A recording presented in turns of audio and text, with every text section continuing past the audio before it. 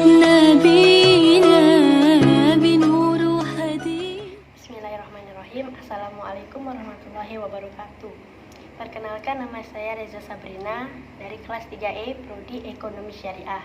Baiklah, di sini saya akan menjelaskan yang pertama yaitu tentang fikih. Secara bahasa, kata fikih dapat diartikan al-ilmu yang artinya ilmu dan al-faham yang artinya pemahaman. Sehingga fikih dapat diartikan ilmu yang mendalam. Secara istilah, fikih adalah ilmu yang menerangkan tentang hukum-hukum syar'i yang berkaitan dengan perbuatan-perbuatan para mukallaf. Selanjutnya yaitu ibadah. Ibadah secara bahasa ada 3 makna. Yang pertama, at-ta'at yang artinya taat. Yang kedua, al-khudu yang artinya tunduk. Yang ketiga, at-tanasuk yang artinya pengabdian. Sehingga dapat dipahami bahwa ibadah merupakan bentuk ketaatan, ketundukan, pengabdian kepada Allah. Dari 2 makna di atas, yaitu fikih dan ibadah, maka dapat disimpulkan pengertian fikih ibadah. Fikih ibadah adalah ilmu yang menerangkan tentang dasar-dasar hukum syar'i dalam ibadah khas atau khusus yang meliputi taharah, sholat, zakat, haji, akikah, dan lain sebagainya. Selanjutnya yaitu sumber hukum Islam.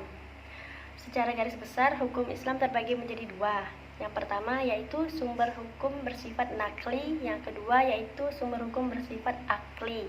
Sumber hukum nakli adalah Al-Quran dan As-Sunnah, sedangkan sumber hukum nakli adalah usaha menemukan hukum dengan mengutamakan olah pikir dengan beragam metodenya.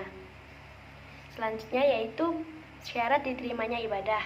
Agar ibadah kita diterima oleh Allah Subhanahu wa Ta'ala, haruslah terpenuhi 2 syarat. Yang pertama, ikhlas karena Allah Subhanahu wa Ta'ala. Yang kedua, mengikuti tuntunan Nabi Shallallahu alaihi wasallam atau ittiba. Baiklah, materi selanjutnya yaitu taharah. Apa sih itu taharah? Taharah artinya bersuci. Taharah menurut syara ialah bersuci dari hadas dan najis. Taharah atau bersuci terbagi menjadi 2, yaitu bersuci dari hadas dan bersuci dari najis. Bersuci dari hadas ialah mengerjakan wudu, mandi, tayamum. Sedangkan bersuci dari najis yaitu menghilangkan najis yang ada di badan, tempat, dan pakaian. Hadas terbagi menjadi 2, yaitu hadas besar dan hadas kecil. Hadas besar mensucikannya yaitu dengan mandi. Hadas kecil mensucikannya itu dengan berwudu. Perkara yang wajib mandi besar. Ada 6 perkara, 3 kasus perempuan dan 3 macam lagi baik perempuan ataupun laki-laki. 3 kasus perempuan yaitu yang pertama haid, nifas, wiladah. Selanjutnya 3 macam lagi baik laki-laki atau perempuan yaitu junub, bersetubuh, atau meninggal atau mati. Hadas kecil. Contoh dari hadas kecil yaitu buang air kecil, buang air besar, buang angin, dan lainnya. Caranya cukup membersihkan yang najis atau membuang dan membasuhinya, kemudian mengambil wudhu. Macam-macam air. Air dapat digunakan untuk bersuci adalah air yang mutlak, yaitu air yang suci dan menyucikan, yaitu air hujan, sumur, laut, sungai, danau, salju, ataupun embun. Baiklah, selanjutnya yaitu tata cara berwudhu. Bagaimana sih tata cara berwudu? Sebelum saya mempraktekkan tata cara berwudu, saya ingin memberitahukan atau menjelaskan wudu itu apa.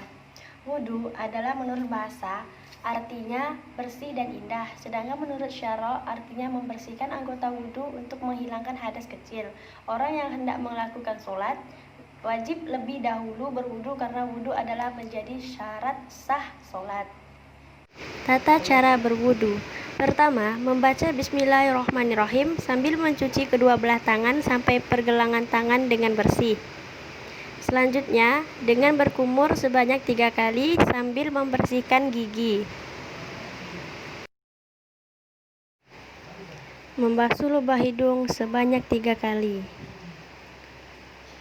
Selanjutnya, mencuci muka 3 kali mulai dari tempat tumbuhnya rambut kepala hingga bawah dagu, disertai dengan niat wudu. Nawaitu wudu'a li rafil hadasi asrori fardolillahi ta'ala.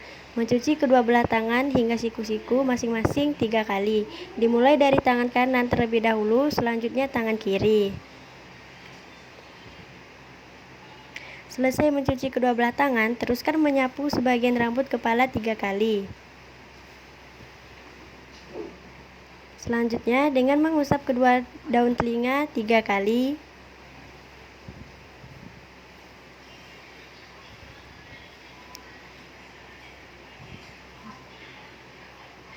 Dan mencuci kedua belah kaki sampai mata kaki sebanyak 3 kali.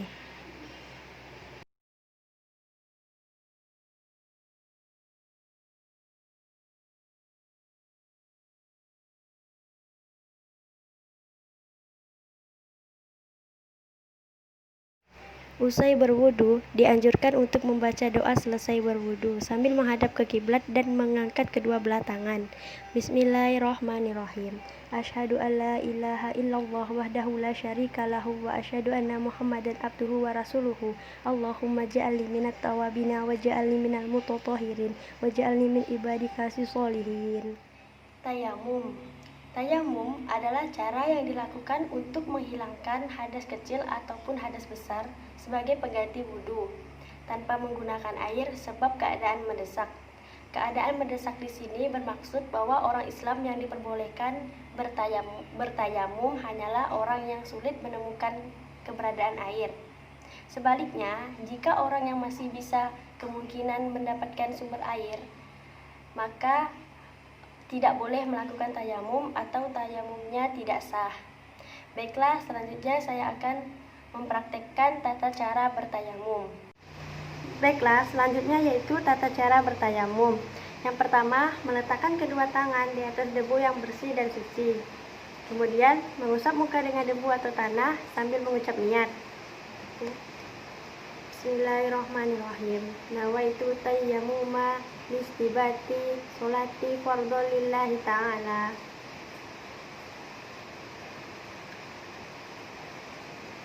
Kemudian meletakkan kedua tangan di atas debu yang berbeda untuk diusapkan kedua tangan sampai siku.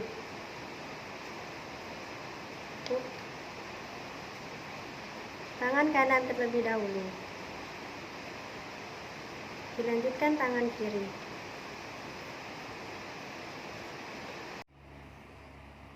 Tata cara dan pengertian mandi wajib. Pengertian mandi wajib. Mandi wajib adalah mandi yang harus dilakukan karena alasan-alasan tertentu. Dalam pelaksanaannya, mandi wajib ada yang berlaku bagi perempuan, ada juga yang berlaku bagi laki-laki. Ketika kamu memiliki hadas besar, kamu harus atau wajib mensucikannya. Baiklah, selanjutnya saya akan memberitahukan bagaimana tata cara mandi wajib. Baiklah, selanjutnya yaitu tata cara mandi wajib. Tata cara mandi wajib yang pertama, niat. Bismillahirrahmanirrahim. Nawaitu husla lirafil hadasil akbari fardulillahi ta'ala. Yang kedua, pencuci kedua tangan. Agar mengikuti sunnah, maka mencuci tangan ini bisa dilakukan sampai 3 kali. Hal ini bertujuan agar tangan bersih dan terhindar dari najis dan benar-benar bersih. Yang ketiga, membersihkan najis dan yang kotor. Melakukan pembersihan pada bagian tubuh yang dianggap kotor menggunakan tangan kiri. Bagian tubuh yang biasanya kotor adalah bagian kemaluan, dubur, ketiak, dan lain-lain. Yang keempat, mencuci tangan kembali. Selanjutnya adalah mencuci tangan kembali yang tadi sudah digunakan untuk membersihkan bagian kemaluan, yakni bisa dengan mengusap-usap tangan ke tanah kemudian dibilas air atau dengan sabun kemudian dibilas. Yang kelima, berwudu. Lakukanlah tata cara berwudu seperti halnya berwudu ketika akan melakukan sholat pada umumnya. Yang keenam, membasuhi kepala. Membasuhi kepala dengan mengguyurkan 3 kali hingga seluruh permukaan pada kulit dan rambut basah oleh air. Yang ketujuh, memisah-misahi rambut. Yang kedelapan, membasuhi seluruh tubuh dengan air. Membasuhi tubuh secara merata dengan mengguyurkannya air dari ujung rambut hingga ujung kaki, dimulai dari bagian kanan terlebih dahulu, kemudian dilanjutkan pada bagian kiri. Gunakan sabun beserta sampo. Ketika tata cara sudah dilakukan semua, maka alangkah baiknya diperbolehkan untuk mencuci ulang tubuh menggunakan sabun dan memberi sampo pada rambut. Pengertian dan hikmah sholat. Sholat menurut bahasa adalah doa, sedangkan menurut syara' berarti menghadap, jiwa, dan raga kepada Allah karena takwa hamba kepada Tuhannya, mengagungkan kebesarannya dengan khusyuk dan ikhlas dalam bentuk perkataan dan perbuatan yang dimulai dengan takbir dan diakhiri dengan salam. Hikmah solat itu ada 5. Yang pertama, meningkatkan ketakwaan kita kepada Allah. Yang kedua, memberikan ketenangan dalam diri, lahir dan batin. Yang ketiga, mendapatkan kecintaan kepada Allah. Yang keempat, mencegah perbuatan keji dan munkar. Yang kelima, mendapatkan ridho Allah Subhanahu wa Ta'ala. Syarat syahnya sholat. Yang pertama, suci badannya dari 2 hadas, yaitu hadas kecil dan hadas besar. Yang kedua, bersih badan, pakaian, dan tempatnya dari najis. Yang ketiga, menutup aurat bagi laki-laki antara pusat dan lutut, dan bagi wanita seluruh badannya kecuali muka dan telapak tangan. Yang keempat, sudah masuk waktu sholat. Yang kelima, menghadap kiblat. Macam-macam sholat yang diisyaratkan dan pengertiannya. Yang pertama, sholat fardu. Sholat fardu adalah sholat yang wajib, yaitu sholat 5 waktu. Sholat subuh, zuhur, asar, maghrib, isya. Yang kedua, sholat sunnah. Sholat sunnah ialah sholat-sholat sunnah yang di luar daripada sholat-sholat yang difardukan. Sholat ini dikerjakan oleh Nabi Muhammad untuk mendekatkan diri kepada Allah dan mengharapkan tambahan pahala. Usalli fardul subhi raka'ataini mustaqbal qiblati adaan lillahi ta'ala. Allahu akbar. Allahu akbar kabira walhamdulillahi katsira wa subhanallahi bukratan wa asila. Inni wajjahtu wajhiya lillazi fataras samawati wal arda hanifah muslima wa ma minal musyrikin. Inna sholati wa nusuki wa mahyaya wa mamati lillahi rabbil alamin. La syarika lahu wa bidzalikal kita umirtu wa ana minal muslimin. Bismillahirrahmanirrahim. Alhamdulillahi rabbil alamin arrahmanirrahim maliki yaumiddin. Iyyaka na'budu wa iyyaka nasta'in ihdinas siratal mustaqim siratal ladzina an'amta 'alaihim ghairil maghdubi 'alaihim waladdallin. Amin. Bismillahirrahmanirrahim. Qul huwallahu ahad, Allahus samad, lam yalid wa lam yulad wa lam yakul lahu kufuwan ahad.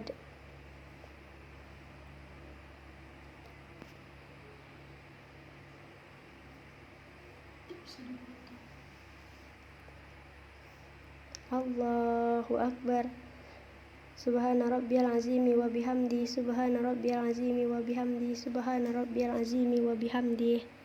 Sami Allahu liman hamidah. Rabbana lakal hamdu mil'us samawati wa mil'ul ardi wa bil masyita min syai'in ba'du.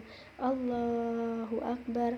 Subhana rabbiyal a'la wa bihamdi. Subhana rabbiyal a'la wa bihamdi. Subhana rabbiyal a'la wa bihamdi.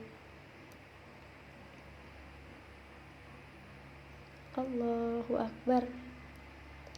Rabbi firli warhamni wajburni warfa'ni warzuqni wahdini wa'afini wa'fu'anni. Allahu akbar. Subhana rabbiyal a'la wa bihamdi. Subhana rabbiyal a'la wa bihamdi. Subhana rabbiyal a'la wa bihamdi. Allahu akbar. Bismillahirrahmanirrahim. Alhamdulillahirabbil alamin arrahmanirrahim maliki yaumiddin. Iyyaka na'budu wa iyyaka nasta'in ihdinas siratal mustaqim siratal ladzina an'amta 'alaihim ghairil maghdubi 'alaihim waladdallin. Amin. Bismillahirrahmanirrahim. Wal asri innal insana lafi khusr illal ladzina amanu wa amilus solihat wa tawasaw bil haqq wa tawasaw bil sabr.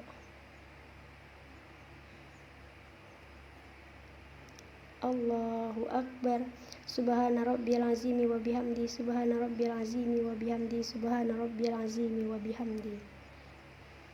Sami Allahu liman hamidah. Rabbana lakal hamdu mil'us samawati wa mil'ul ardi wa fil masyita min syai'in ba'du. Allahumma dini fi man hadait wa afini fi man afait wa tawallani fi man tawallait wa barak li fi man atait wa qini bi rahmatika syarra ma khadait fa innaka tahdi wa la yudhu alaik wa innahu la yadzulu man walait wa la ya'izu man adait tabarakata rabbana wa ta'alait. Fakal hamdu ala ma khadait astaghfiruka wa atubu ilaik wa sallallahu ala sayyidina Muhammadin nabi ummi wa ala alihi wa sahbihi wa barik wa sallam. Allahu akbar. Subhana rabbiyal a'la wa bihamdi. Subhana rabbiyal a'la wa bihamdi. Subhana rabbiyal a'la wa bihamdi. Allahu akbar. Rabbi firli warhamni wajburni warfa'ni wahdini wa'afini wa'fu anni. Allahu akbar. Subhana rabbiyal a'la wa bihamdi. Subhana rabbiyal a'la wa bihamdi. Subhana rabbiyal a'la wa bihamdi. Allahu akbar.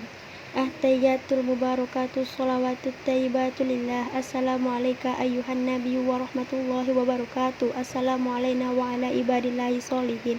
Asyhadu an la ilaha illallah wa asyhadu anna muhammadar rasulullah. Allahumma sholli ala sayyidina Muhammad wa ala ali sayyidina Muhammad kama shallaita ala sayyidina Ibrahim wa ala ali sayyidina Ibrahim wa barik ala sayyidina Muhammad wa ala ali sayyidina Muhammad kama barakata ala sayyidina Ibrahim wa ala ali sayyidina Ibrahim fil alamin innaka Hamidun Majid. Assalamualaikum warahmatullahi. Assalamualaikum warahmatullahi. Keutamaan sholat jenazah, sholat rawatib, dan sholat jenazah. Keutamaan sholat jamaah. Dari Abdullah bin Umar, sesungguhnya Rasulullah bersabda, yang artinya sholat jamaah itu lebih utama 27 derajat daripada sholat sendirian. Dalam riwayat lain disebutkan 25 derajat. Berikutnya keutamaan sholat rawatib. Ada 4 keutamaan sholat rawatib. Yang pertama, dibangunkannya rumah di surga. Yang kedua, menjalankan sunnah Rasulullah SAW. Sebagai umat Rasulullah, kita harus melaksanakan ibadah sunnah sebagaimana yang telah dicontohkan oleh Nabi Muhammad SAW. Yang ketiga, lebih mendekatkan diri kepada Allah. Yang keempat, lebih bersyukur. Keutamaan sholat jenazah. Salah satu keutamaan melaksanakan sholat jenazah, maka ia akan mendapatkan pahala. Bila dia tidak hanya mensolatkan tetapi juga mengantarkan, maka pahala yang didapatkan menjadi lebih banyak.